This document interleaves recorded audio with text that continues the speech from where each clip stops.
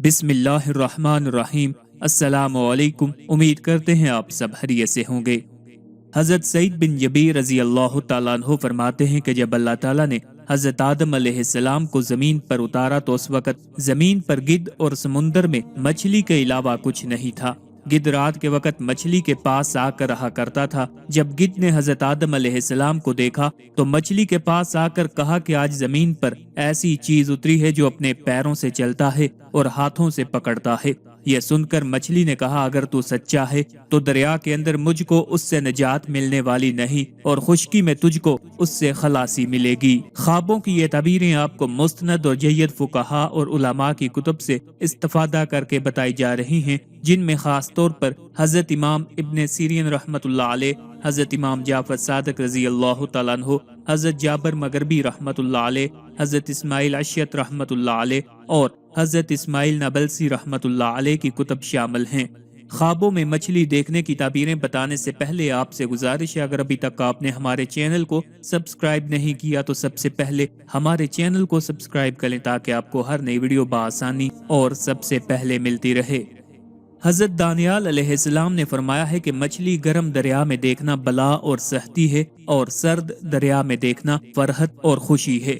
اگر بہت سی تازہ اور بڑی مچھلی دیکھے تو مال غنیمت پر دلیل ہے، اور اگر چھوٹی دیکھے تو غم و اندو پائے گا، اور اگر مچھلی کے پیٹ کے درمیان سے مروارید پائے تو دلیل ہے کہ اس کے ہاں لڑکا پیدا ہوگا۔ اگر کوئی دیکھے کہ اس نے دریا سے مچھلی پکڑی ہے تو دلیل ہے کہ کسی بڑے آدمی سے مال اور نعمت پائے گا۔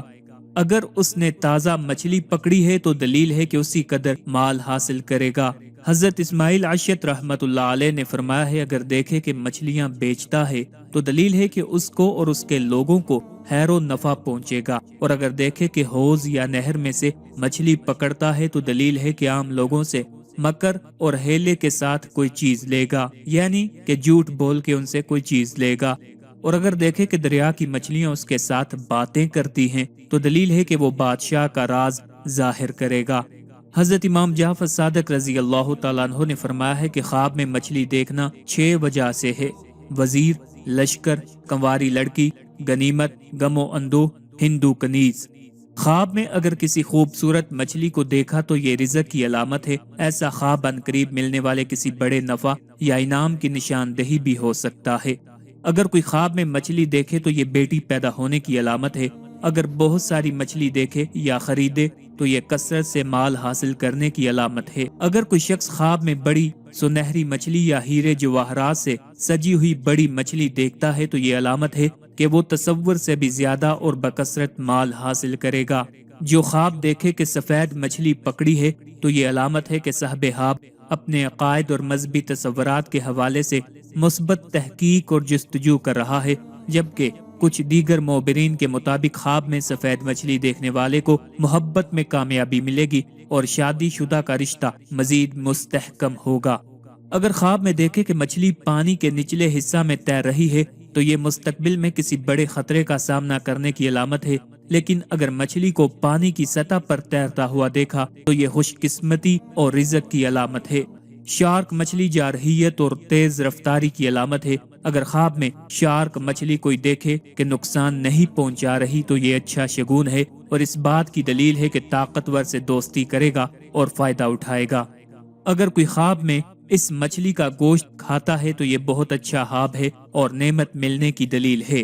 خواب میں وہیل مچھلی دیکھنا بہت بڑی طاقت اور منہ زور رویہ کی علامت ہے، اور اس کا دیکھنا بڑی طاقت سے سامنا ہونے پر دلیل ہے۔